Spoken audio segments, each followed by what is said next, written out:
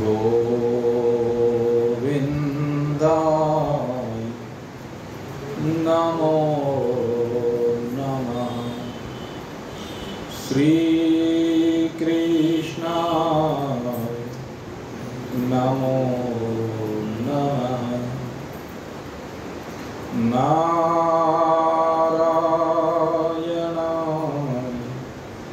नमो नमः।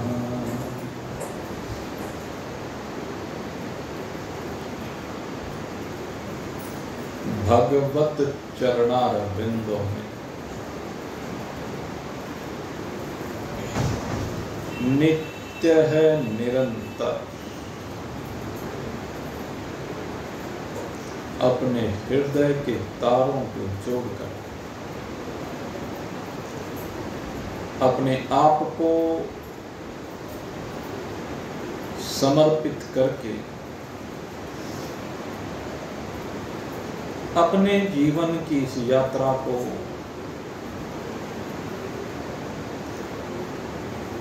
निरंतर आगे बढ़ाते जिज्ञासु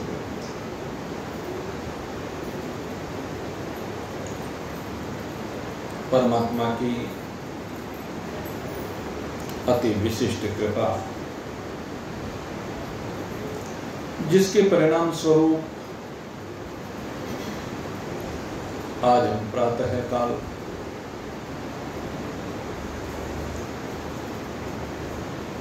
भगवान का स्मरण करने के लिए यहां पर उपस्थित हुए हैं।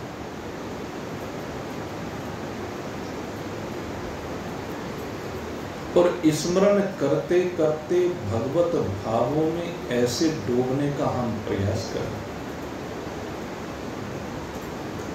जिससे परमात्मा हमारे सन्मुख हो जाए। इस जीव की जो यात्रा चल रही है, इस यात्रा का सबसे बड़ा उद्देश्य यही होता है, भगवान सन्मुख हो। परित्रणाय साधूनां विनाशाय च दुष्कृताः संभवामि युगे युगे। जो बात कही गई है कि भगवान युग युग में अवतरित होते हैं अपने भक्तों के लिए, लेकिन कौन से भक्तों के लिए? धर्म संस्थापनार्थाय,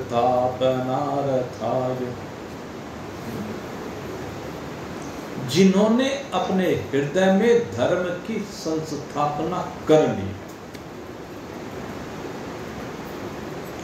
उनके लिए ही युग युग में भगवान का अवतार होता है। हमें अपने हृदय में धर्म की संस्थापना करनी है। साधु पुरुषों का ये दायित्व है, तभी भगवान अवतरित हो सकते हैं। और भगवान जब अवतरित होते हैं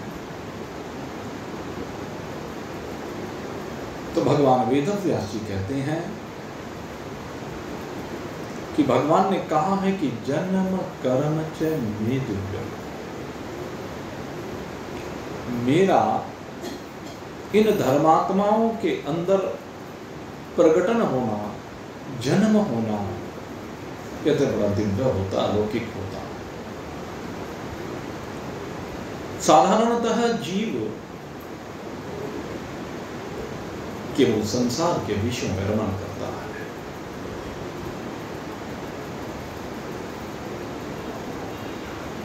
लेकिन जब जीव विषयों की सीमा से बाहर निकल करके परमात्मा में रमण करने लगता है तो उसके अंदर एक दिव्यता आ जाती है। साधारणतः जितने भी संसार में प्राणी हैं वो सामान्य जीवन को जीते हैं। वह निद्रा आर में तुम चैन, जीवन पर्यंत इन कर्मों में लगे रहते हैं। ये सामान्य जीवन है। बाल बच्चे पैदा करना, उन बाल बच्चों का पालन पोषण करना, पढ़ाई लिखाई, मकान दुकान फैक्ट्री नौकरी, ये तो सबका एक साधारण सा जीवन है। भाई मेरे को लग रहा है शायद गेट फिर से बंद हो गया, एक बार उसकी चटकनी खोल देना बाहर वाले गेट की।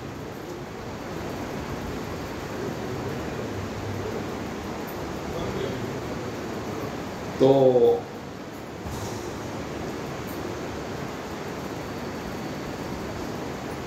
साधारण मनुष्य का जीवन तो बस इन्हीं चीजों में रत रहता है। कल एक सज्जन मिले, बात हुई कि बहुत आनंद आ रहा है। मैंने कहा काहे में आनंद आ रहा है? कहने लगे जी सारे बच्चे सेट हो गए। अरे भाई आराम से बैठ जाओ, बाद में आकर के चुपचाप बैठ जाएगा। कुर्सी रखी हुई है, उस पर बैठ जाओ। बोलिए सच्चिदानंद भगवान। बात हुई, बाल बच्चे सब बढ़िया, नौकरी है जी, रोजगार है जी, कुलवंती नारी है, आज्ञाकारी पुत्र हैं, सेवक पुत्र हैं, शरीर भी ठीक ठाक चल रहा है। मैंने कहा बहुत अच्छी बात है, सब तरह की अनुकूलता जीवन में है, और मेरे मित्र फिर भी तो इसका उपयोग नहीं कर रहा है। जिनके जीवन में प्रतिकूलताएं होती हैं, प्रतिकूलताओं के होने पर जीवन को भगवान की ओर बढ़ाना बड़ा कठिन होता है। लेकिन जिसके जीवन में अनुकूलताएं हैं, वो भी अगर भगवान की ओर अपने जीवन को ना बढ़ाए तो ऐसी अनुकूलता का फायदा क्या है? बच्चों का विक्षेप नहीं है, पत्नी का विक्षेप नहीं है, धन रोजगार का विक्षेप नहीं है, इन सब चीजों का किसी का कोई विक्षेप नहीं है, सब अनुकूल है। लेकिन प्रतिकूलता अगर यदि है तो केवल भगवान की ओर से है। तो भगवान से भी विमुख है।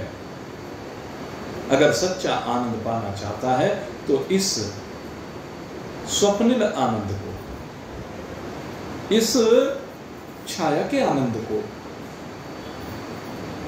वास्तविक आनंद मत समझ, ये भ्रांति है। सच्चा आनंद तो केवल परमात्मा की प्राप्ति में है। अब जरा अपने चित्त को परमात्मा से जोड़ो।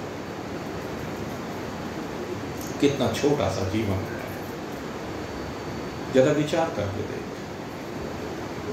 और तो दूसरे के जीवन के बारे में मत सोच, अपने जीवन के बारे में सोच।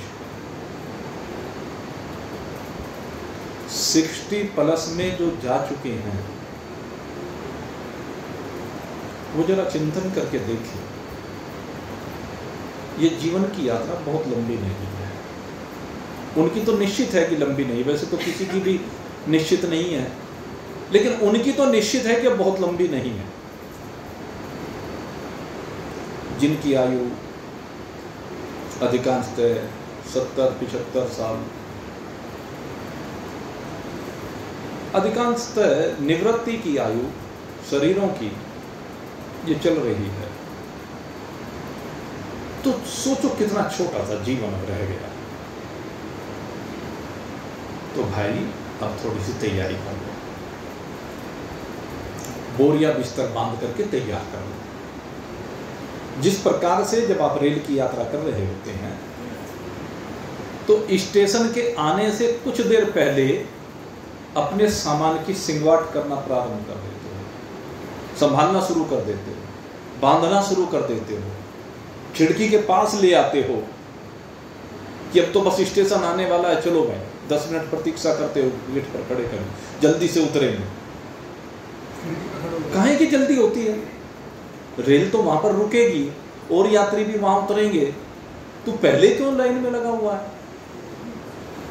लेकिन जल्दी रहती है। ऐसे ही भाई इस शरीर का अंतिम पड़ाव भी आने वाला है। वो स्टेशन बहुत ज्यादा दूर नहीं है और सबका ही आना है भाई। इसमें सहजता चाहिए, इसको स्वीकार करने में सहजता चाहिए, तो तैयारी कर लो। और एक बात बता दूं भाई, यहाँ तो आप कपड़े लत्ते बांध करके बैग तैयार कर लेते हो, खाने पीने का सामान बांध करके तैयार कर लेते हो, स्टेशन आने पर जहाँ भी जाना है वहाँ अपना सब सामान ले जाते हो। लेकिन भाई ये गाड़ी जो उनसे स्टेशन पर रुकेगी, वहाँ न तो आपके कपड़े लत्ते जाएंगे, न आपका खाना पीना जाएगा, न आपके वस्त्राभूषण जाएंगे, न आपका मकान जाएगा, और क्या बात है, शरीर नहीं जाएगा। ये सब तो जाने वाला है नहीं, फिर जाएगा क्या? किसको बांध करके तैयार करें? कौन सा सामान है?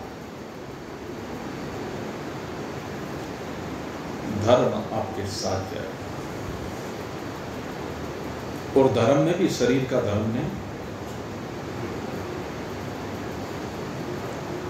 केवल एक परम धर्म,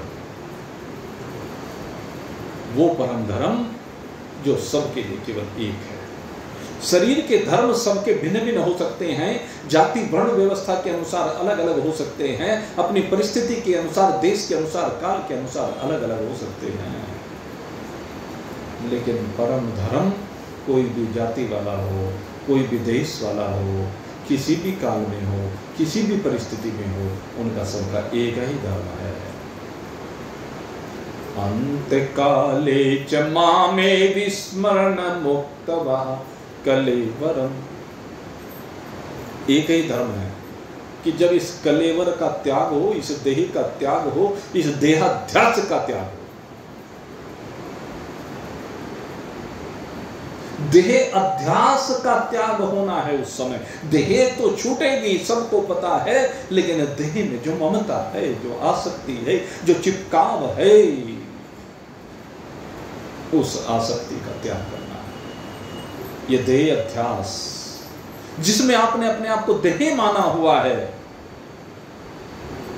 इस देह से बाहर निकलना पड़ेगा। इसको कहते हैं दिव्यता।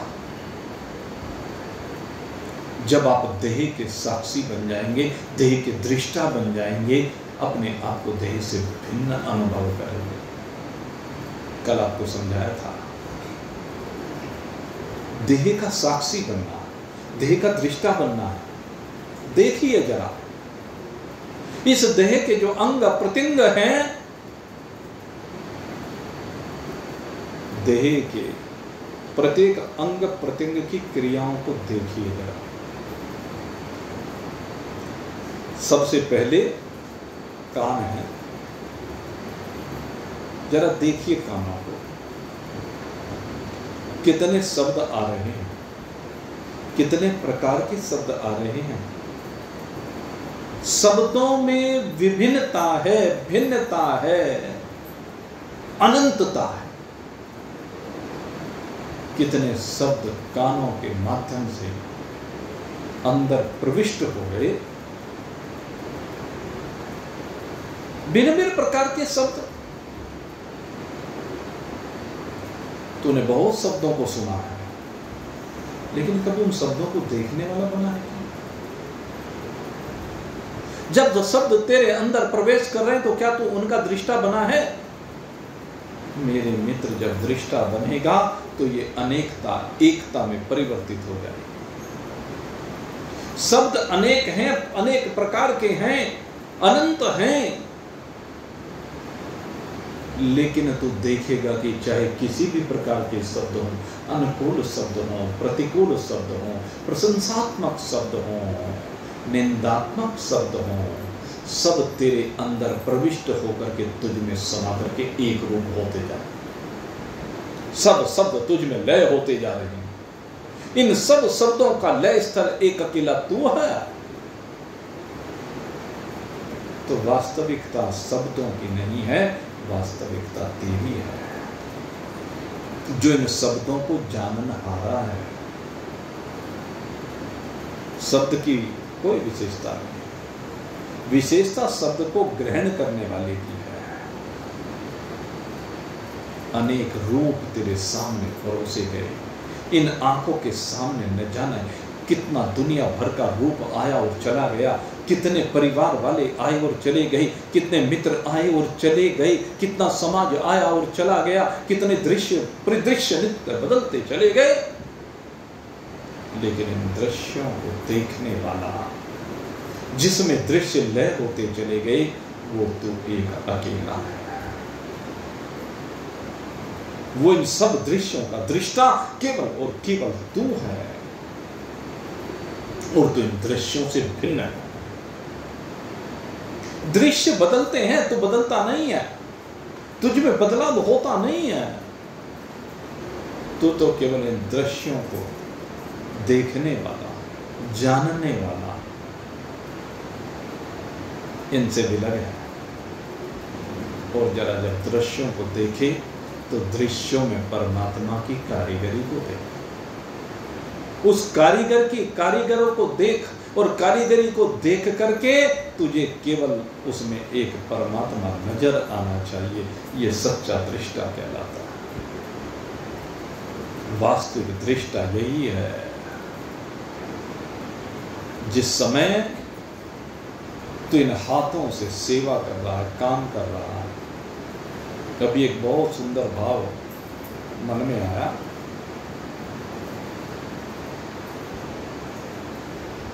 बलराज जी सेवा कर रहे थे, मन में भाव आया, दृश्य उभर आया। वो दृश्य आपके सामने आ जाना चाहिए।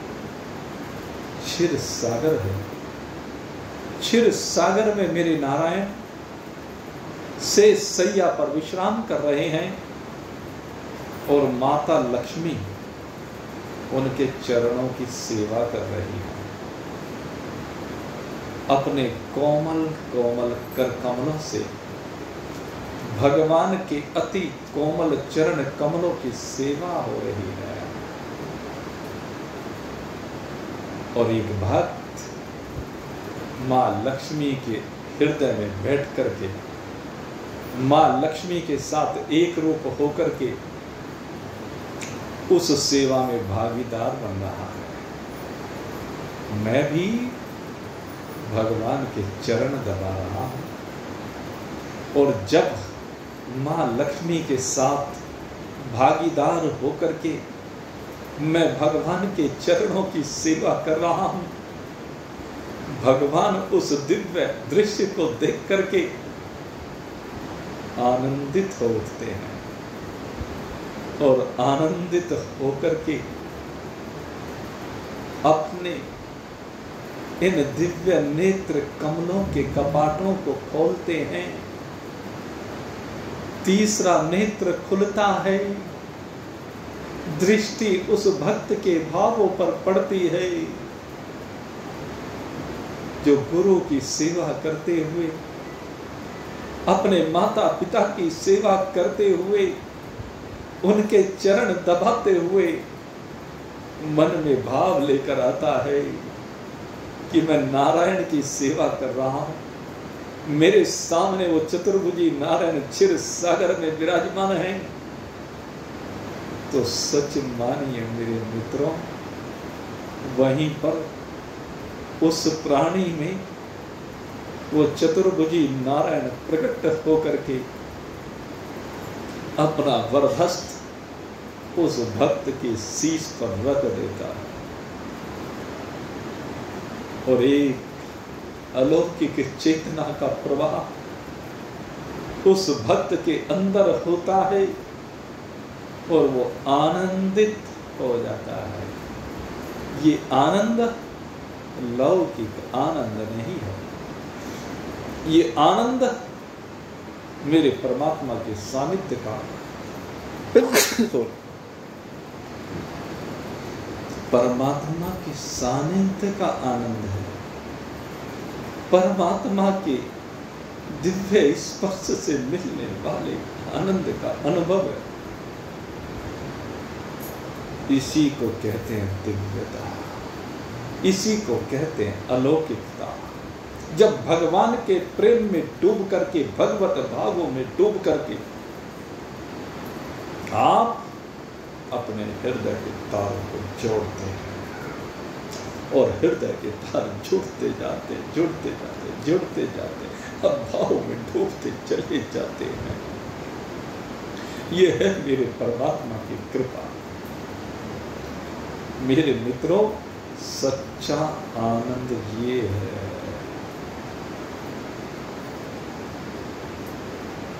अब मन को इस ओर लगाओ, अब इस धन को इकट्ठा करो। ये धन ही साथ जाएगा स्टेशन आने पर, अन्य कोई धन जाने वाला नहीं है। और मैं तो बार बार कहता हूं, पति पत्नी दोनों के बीच में अद्भुत प्रेम होता है, अलौकिक प्रेम होता है, एक दिव्य प्रेम होता है। लेकिन भाई, जब 60-65 साल की अवस्था में पहुंच गए तो अब ये निश्चित जानो कि बिछो का समय भी आ रहा है। जब भगवान श्री कृष्ण और राधा जी का भी बिछो हो सकता है तो हमारा भी बिछो होना ही है, और अवधि बहुत ज्यादा है। इसलिए जरा अवतार परमात्मा से बोलो, पति के रूप में हो चाहे पत्नी के रूप में हो, जिस भी भूमिका में हो, अब वहां पर भगवान को ले आओ अपने साथी के रूप में। अपने उस साथी में भगवान को देखना प्रारंभ कर दो, और फिर देखो, ये है साथ जाने वाला समाज। उसमें देखो, पति पत्नी के अंदर परमात्मा को देखने लगेगा, परमात्मा दिखने लगेगा, पत्नी पति में परमात्मा को देखने लगेगी। अब पति से वियोग होना है, अब पत्नी से वियोग होना है, ये निश्चित है। अकेले जीवन को जीना है, ये निश्चित है। कौन सा साथी बिछुड़ेगा ये तो प्रारब्ध बताएगा, लेकिन बिछुड़ना है तो जोड़ लो न सामान, कर लो न तैयारी। आपकी सच्ची पति भी और पत्नी भी दोनों परमात्मा ही है। वहां पर पुल्लिंग, स्त्रीलिंग, नपुंसक लिंग, कोई लिंग है ही नहीं। परमात्मा में न स्त्रीपना है न पुरुषपना है, अर्धनारीश्वर स्वरूप में दोनों एक साथ हो जाते हैं। इसलिए कोई ये कहे कि मैं तो परमात्मा को अपना पति ही मानती हूं, परमात्मा पत्नी भी है, पति भी है, दोनों भी है। तैयारी करो, जीवन को दिव्य बनाओ। ये जो तैयारी है ना परमात्मा के साथ तार जोड़ने की, ये जो तैयारी है ना, धर्म के पथ पर चल करके अपने हृदय में धर्म संस्थापना था, जीवन को जीने की करो इस तैयारी। ये शरीर अब बहुत ज्यादा दिन साथ देने वाला नहीं है। इस सत्यता को जान लो, समझ लो।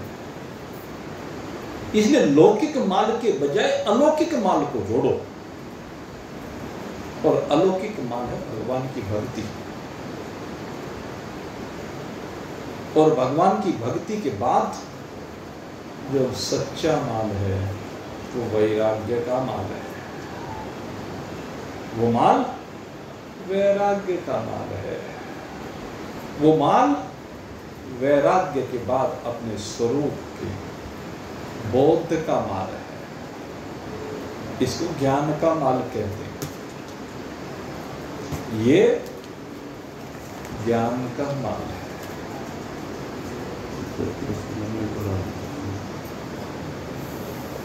ये जो माल है, जो ज्ञान का माल है, किसका ज्ञान है? किसी दूसरे का ज्ञान नहीं है, अपना ज्ञान, अपनी वास्तविकता को जानना। मैं देह नहीं हूं, मैं इंद्रियां नहीं हूं, मैं प्राण नहीं हूं, मैं मन नहीं हूं, मैं बुद्धि नहीं हूं, मैं चित्त नहीं हूं, मैं अहंकार नहीं हूं। ज्ञानेन्द्रिय, कर्मेंद्रिय, प्राण, अंतःकरण, इनसे परे न मैं सतोगुणी हूं, न रजोगुणी हूं, न तमोगुणी हूं। ज्ञान इसको कहते हैं जब आप गुणों की सीमा से बाहर निकल जाते हैं। संसार के जितने भी व्यापार होते हैं वो गुणों में होते हैं, और जब गुणों की सीमा से बाहर निकल जाते हैं तो फिर जो भी कुछ होता है वो परमात्मा में होता है, परमात्मा रूपता में होता है। यही आपकी वास्तविकता है। अपनी इस वास्तविकता को जानिए और इस जी को जीतिए, इस मन को जीतिए। यहां इस संसार में लौकिक जीवन को जीते हुए इस लौकिक को अलौकिक बनाइए, लौकिक से अलौकिक की ओर बढ़ना। जो लौकिक जीवन है उसे अलौकिक बनाना है, और ये अलौकिक जीवन तभी बनेगा मेरे मित्रों जब तू इस दिशा में अपने पर महान पुरुषों के निर्देशन में आगे बढ़ाएगा, संसार के विषयों की सीमा से बाहर निकलेगा, शब्द स्पर्श रूप रस गंध की सीमा से बाहर निकलेगा। इन भोगों में कुछ रखा हुआ नहीं है। तू सोचता है तू भोगों को भोग रहा, तूने शब्द को भोगा, स्पर्श को भोगा, रूप को भोगा, रस को भोगा, गंध को भोगा। नहीं, शब्द ने तुझे भोगा, स्पर्श ने तुझे भोगा, रूप ने तुझे भोगा है, रस और गंध तुझे भोग रहे हैं, तू उनको नहीं भोगता है। उल्टा हो रहा है। इसलिए अब इनकी सीमा से बाहर निकल। अब तेरा जी शब्द की ओर नहीं जाना चाहिए, स्पर्श की ओर नहीं जाना चाहिए, रूप की ओर नहीं जाना चाहिए, रस की ओर नहीं जाना चाहिए, गंध की ओर नहीं जाना चाहिए। अब तो तेरा जी केवल परमात्मा की ओर जाना चाहिए, उस मुरली मनोहर की ओर जाना चाहिए, उस नारायण के चरणों में जाना चाहिए। बना ले इस जी को ऐसा,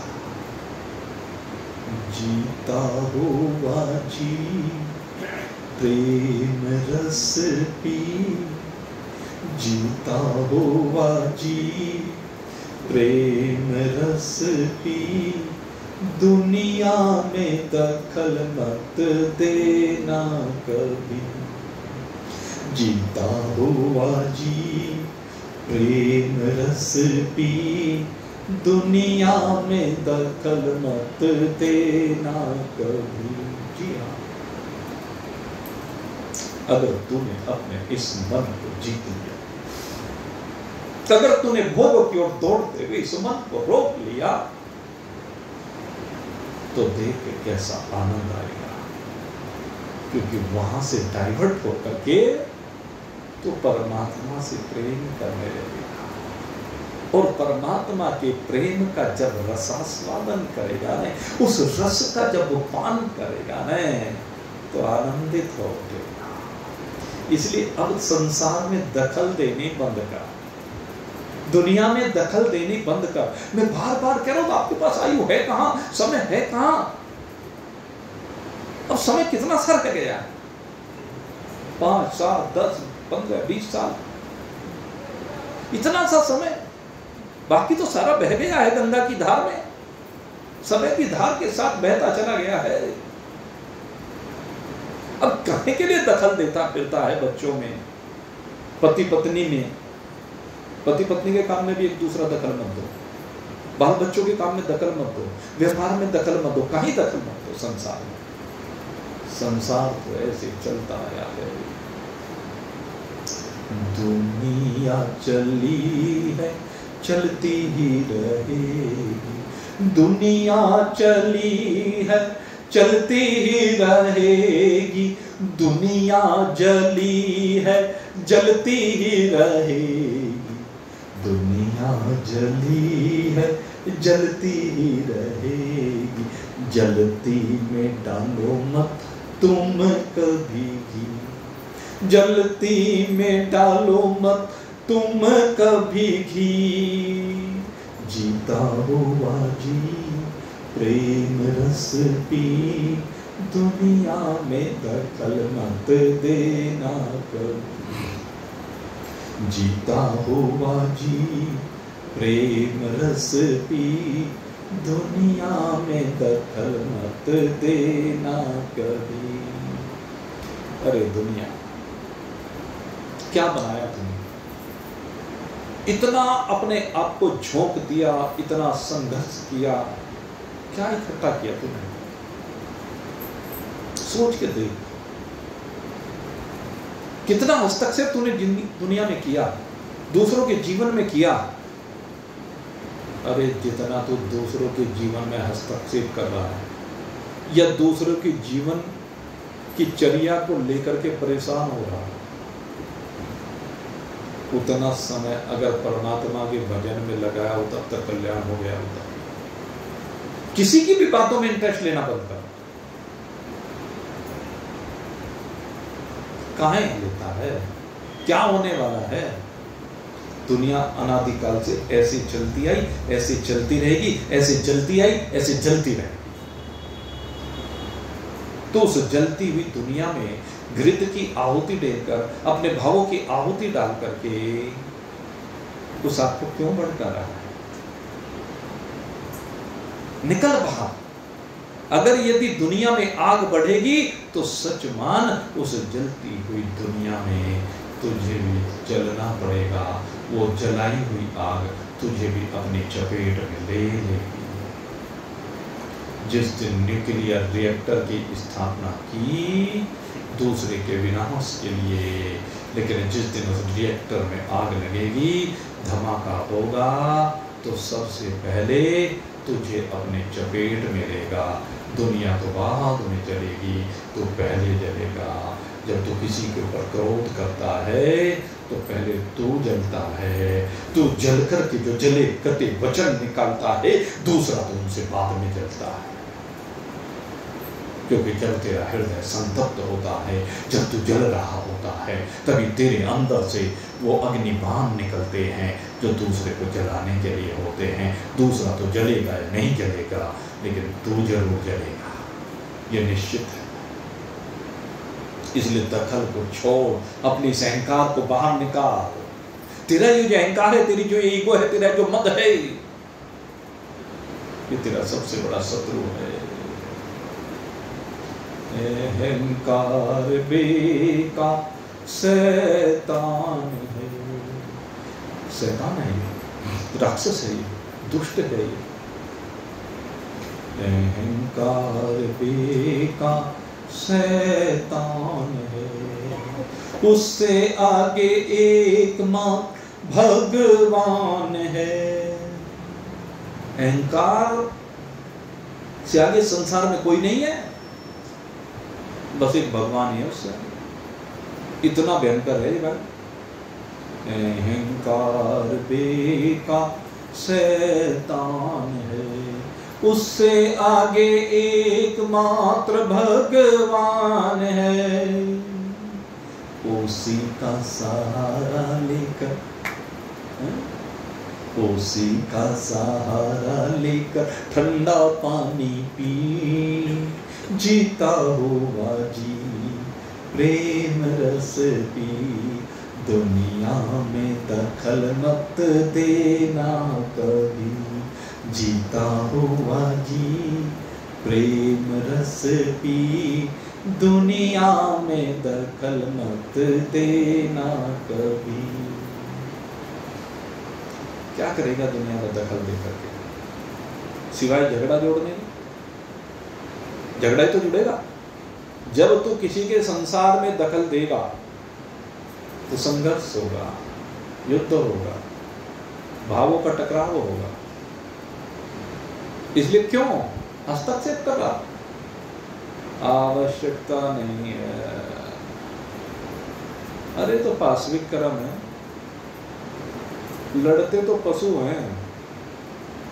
मनुष्य को बुद्धि भगवान ने सबसे ज्यादा इसलिए दी है कि तू यहाँ पर लड़ने के लिए नहीं आया, तू यहाँ पर प्रेम करने के लिए आया है,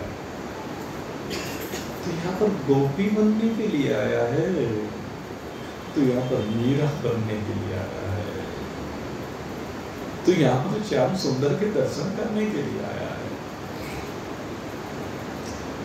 ये दुनिया भर के झमेले जो तूने जोड़ रखे हैं, पता नहीं कब कब के वचन, फलाने ने उस समय ये कहा था, फलाने ने ये कहा था, इनकी गठरी सिर पे बांधे फिरता है और उसके ऊपर कोई फर्क नहीं पड़ता, तेरे ऊपर फर्क पड़ रहा है। दूसरे के बोझ को उठा करके तू ही तो दब रहा है उसमें। अरे गोली मार इनको, जला के भस्म कर दे उन शब्दों को जो कभी किसी ने कहे थे, वो तो भूत हो गए। तू वर्तमान को क्यों खराब कर रहा है उनसे? यही तेरा सबसे बड़ा रोग है, यही तुझे परमात्मा से दूर कर रहा है। तू जो बार बार उनका स्मरण करता है, बार बार उनको याद करके दुखी होता है, बार बार उनको स्मरण करके रोता है, तेरे से बड़ा पागल कौन? तू कूड़े करकट को इकट्ठा करके बैठा हुआ है जो तुझे रोज कष्ट दे रहा है। कूड़े करकट को झाड़ू मार के घर से बाहर निकाल दे। सच्चा माल एकत्र कर, पशु मत बन। तू यहाँ पशु बनने के लिए थोड़े ना आया। पशुओं की भांति लोग लड़ते यहाँ, पशुओं की भांति लोग लड़ते यहाँ, पशुओं की भांति लोग मरते यहाँ। रुपए में 99% लोग पशुओं की भांति मर के चले जाते हैं। भले तुम अपने को मनुष्य कहते हो, लेकिन 99% मनुष्य पशु की भांति मर करके चले जाते हैं यहां से। पशुओं की भांति लोग लड़ते यहाँ, पशुओं की भांति लोग मरते यहाँ। इस सीमा से बाहर निकल, पशुत्व बुद्धि से बाहर निकल।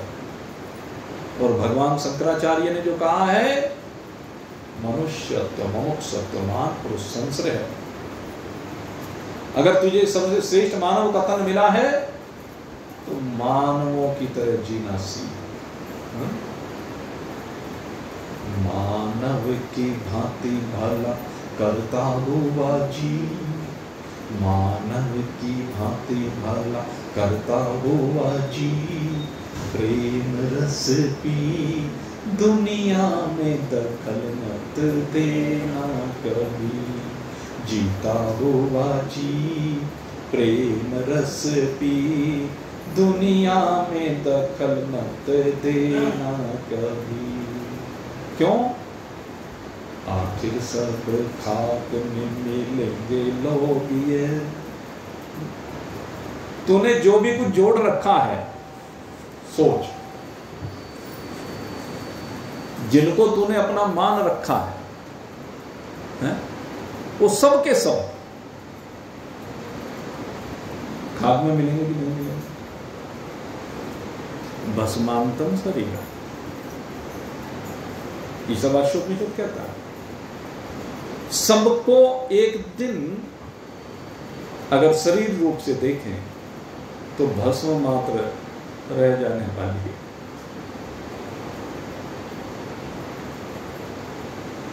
इस शरीर की तो वास्तविकता यही है,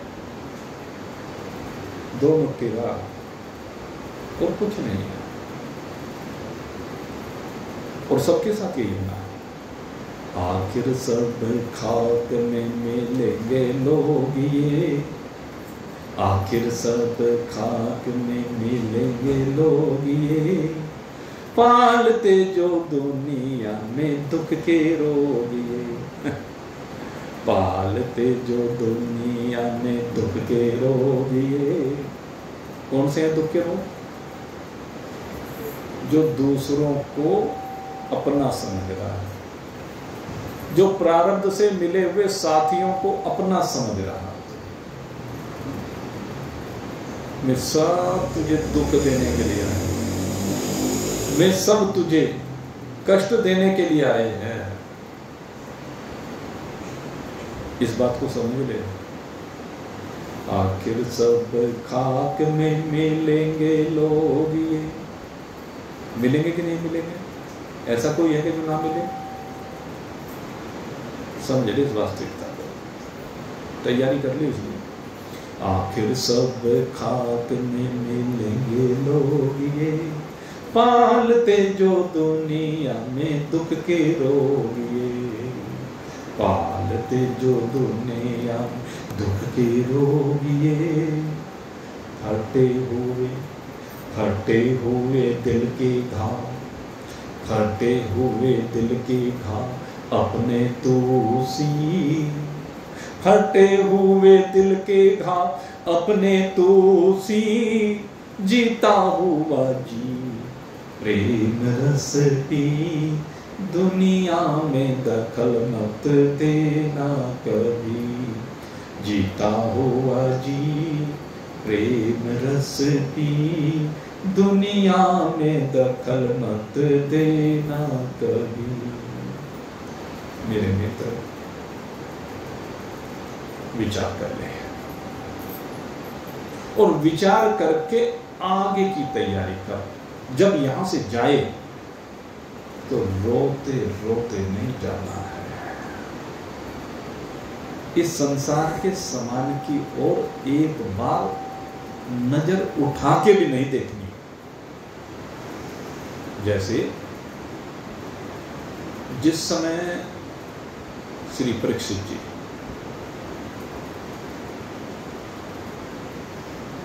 श्री सुखदेव जी की शरण में बैठ करके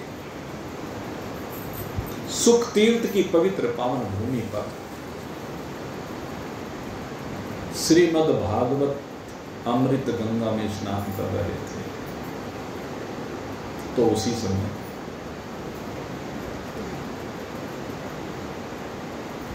स्वर्गलोक से देवता अमृत का कलश लेकर आए। और अमृत का कलश लेकर जो आए, उन्होंने कहा कि आप इसको परीक्षित को ये कथामृत का पान करा रहे हो, एक काम करो, ये परीक्षित तो तक्षक के भय से डरा हुआ है कि तक्षक आएगा काटेगा तो मर जाएगा। आप इसके भय को दूर करने के लिए इसे कथा का पान करा रहे हो।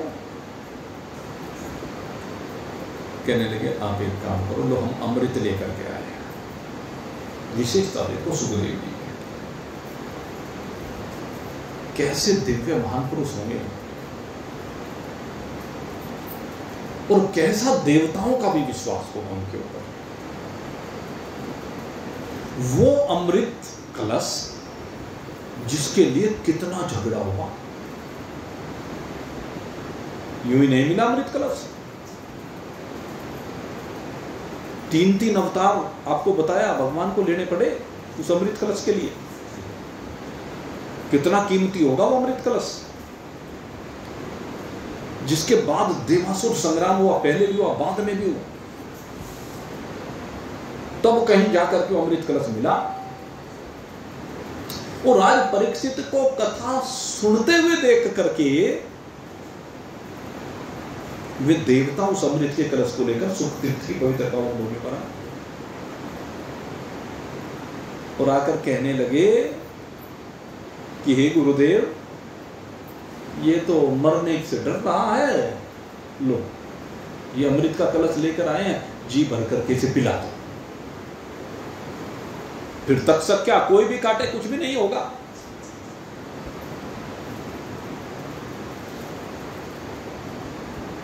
और जो आप कथामृत का पान इसे करा रहे हो, उसका दान हमें देता।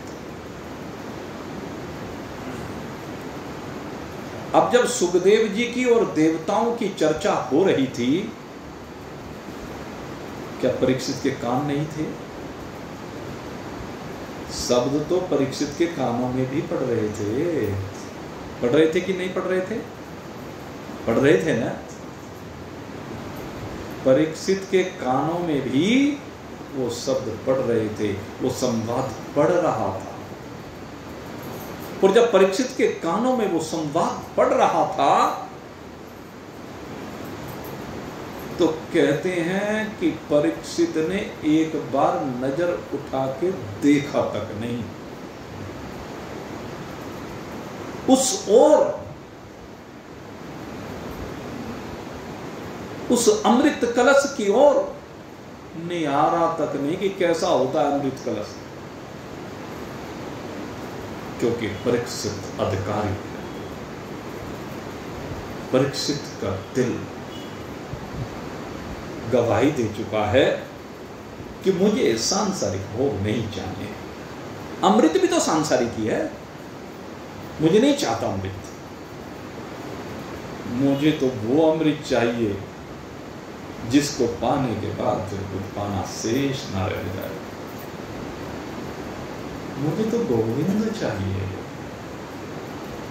मुझे गोविंद के अतिरिक्त तो कुछ नहीं चाहिए। ऐसे दिव्य भाव जब परीक्षित के देखे तो सुखदेव जी ने कहा, देवताओं, अरे तुम कितने स्वार्थी, कहते कथा अमृत खरीदना चाहते हो? ये कथा का अमृत बेचा नहीं जाता। अगर इस अमृत को पाना चाहते हो तो इतने ऋषि मुनि यहां पर बैठे हुए हैं, परीक्षित बैठा हुआ है, तुम भी बैठ जाओ। इस अमृत को अगर पाना है तो तुम भी यहां पर बैठ जाओ, यहां विराजित हो जाओ। अगर तुम यहां पर विराजित हो गए तो अपने आप तुम्हें अमृत मिल जाएगा। इसलिए अगर इस अमृत को पाना चाहते हो तो इन भावों को बनाना पड़ेगा, अपने हृदय के भावों को जोड़ना पड़ेगा। परीक्षित सुखदेव जी की शरण हो गए, संपूर्ण समर्पण कर दिया है। 7 दिन का समय है, इसलिए वो तो अपना बोरिया बिस्तर, वास्तविक बोरिया बिस्तर बांध करके तैयार करना चाह रहा है। वही जा सकता है यहां से। राजपाट तो छोड़ आया, आभूषण छोड़ आया, वस्त्र छोड़ आया, सब महलों में छोड़ आया। क्या लेकर के आया? कहते हाथ में कुसा लेकर, गंगोटी बांध करके, नंगे पैर, सिर्फ भाव लेकर के आया। मेरे मित्रों, जिस शिष्य के पास ये भाव होते हैं, जिस शिष्य के अंदर इन भावों का समुद्र उमड़ रहा होता है, उनके ऊपर अमृत की बरसात श्री सुखदेव जी जैसे ब्रह्मनिष्ठ ब्रह्मवित्त महान पुरुष अवश्य में करते हैं। लेकिन चाहिए भाव दिल का, सब कुछ समर्पित करने का भाव। साष्टांग प्रणाम यही तो होता है। साष्टांग प्रणाम जब महान पुरुषों को किया जाता है तो उसमें अपना सब कुछ महान पुरुषों को समर्पित कर दिया जाता है। तब मिलता है वो माल जो साथ जाने वाला है, और जो इस माल को एकत्रित कर लेता है वही दिव्यता को प्राप्त होता है। भगवान ने कहा, जनन कर्म च मे दिव्यम एवं यो वेति तत्वतः त्यक्त्वा देहं पुनर्जन्म नैति मामेति स्वार्जुन। कहते जो इस दिव्य रहस्य को समझ लेता है, इस दिव्यता को अनुभूत कर लेता है, इस दिव्यता से संयुक्त हो जाता है, अपने आप में इस प्रेम के आनंद को धारण कर लेता है। कहते हैं वो त्यक्त्वा देहम, इस देह का परित्याग होने के बाद त्यक्त्वा देहम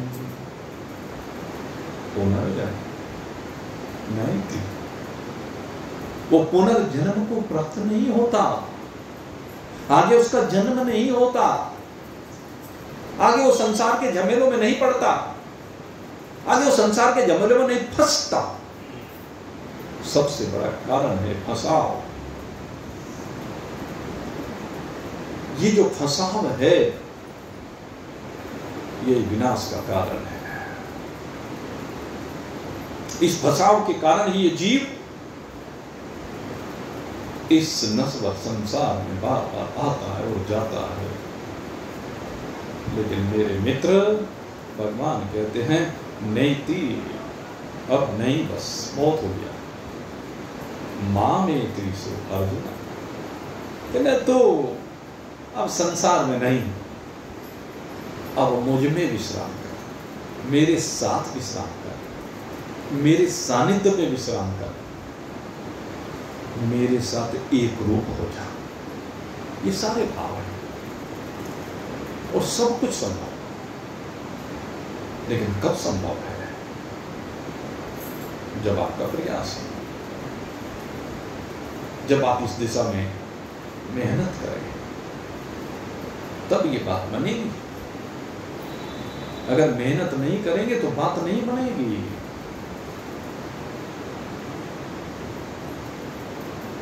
मेहनत तुमको करनी होगी, मैं उपाय बतलाऊंगा। मेहनत तुमको करनी होगी, मैं उपाय बतलाऊंगा। छिपा हुआ धन कहाँ गड़ा है, ठीक ठीक समझाऊंगा, ठीक ठीक समझाऊंगा। सब आ जाओ मेरे साथियों, मैं संदेश सुनाऊंगा। छिपा हुआ धन कहाँ गड़ा है, ठीक ठीक समझाऊंगा। महान पुरुष अपने भक्तों का इसीलिए आह्वान करते हैं कि सब आ जाओ, कहाँ फंसे पड़े हो, अरे निकलो इन फसाव से बाहर, काटो मोह के बंधन की रस्सियां, काम की रस्सी, क्रोध की रस्सी, लोभ की रस्सी, मद मात्सर्य की रस्सी, मान सम्मान पद प्रतिष्ठा की रस्सियां, ये सारी रस्सियां तुझे बांधे हुए हैं, जकड़े हुए हैं, बार बार कष्ट दे रही हैं। निकल इनसे बाहर, इनकी सीमाओं से बाहर निकल, बंधन मुक्त हो। तू यहां बंधन में बंधने के लिए नहीं आया है, तू यहां मुक्ति के लिए आया है। मुक्ति ही आनंद देती है, बंधन कभी किसी को आनंद नहीं दे सकता, बंधन तो केवल दुख देता है। मुक्ति आनंद प्रदाता है। इसलिए मेरे मित्र, मुक्ति का सामान जो, और मुक्ति का जो सामान है वो देह अध्यास को छोड़ना है। जन्म जन्मांतर, कल्प कल्पांतर, युग युगांतर से तो इस देह के ही तो बंधन में बंधा हुआ है। कितनी देहों में बैठ करके तूने यात्रा कर ली है। कभी कूकर के शरीर में बैठकर यात्रा करता है, कभी सूकर के शरीर में बैठकर यात्रा, कभी चींटी के शरीर में यात्रा करता है, कभी मच्छर के शरीर में, कभी मछली के शरीर में। ये तो तेरा सौभाग्य है कि इस बार तुझे मानव के शरीर में बैठ करके यात्रा करने का अवसर मिला है। और इसी शरीर में बैठ करके यात्रा करते हुए तो आगे की यात्राओं को विश्राम दे सकता है। अन्य कोई शरीर नहीं, देवताओं के शरीर भी नहीं है। देव शरीर भी केवल भोग योनि है, वहां भी भोगों के अतिरिक्त कुछ नहीं है, शब्द स्पर्श रूप रसगंध। जितने देवता हैं वे भी तो सब भोगों में ही लगे हुए हैं, भोगों में ही फंसे हुए हैं। चिंतन करके देख तो सही, वो सारे के सारे भोगों से चिपके पड़े हैं। जो आपकी कामनाएं होती हैं यहां पर, उनकी कामनाएं आपसे हजारों गुनी होती है। आप एक स्त्री एक पुरुष, लेकिन वहां कोई गिनती नहीं। कितने भोगी हैं वो, कोई लिमिट नहीं है। सारे दिन, कोई दिन नहीं, कोई रात नहीं, देश काल परिस्थिति कुछ नहीं, उन्हें भोग ही भोग मिले हुए हैं और उन भोगों में ही सारी जिंदगी लगे रहते हैं, समय खराब करते रहते हैं। लेकिन ये मानव का तन ऐसा प्रदान किया है भगवान ने कि इस मानव के तन में तो इन भोगों से बाहर निकल सकता है और भोग से योग में आ सकता है। ये भोग से योग की यात्रा है, भोग से अलग हटकर के योग की यात्रा है, परमात्मा योग की यात्रा है, जहां तेरे दिल के तार परमात्मा से जुड़ते हैं।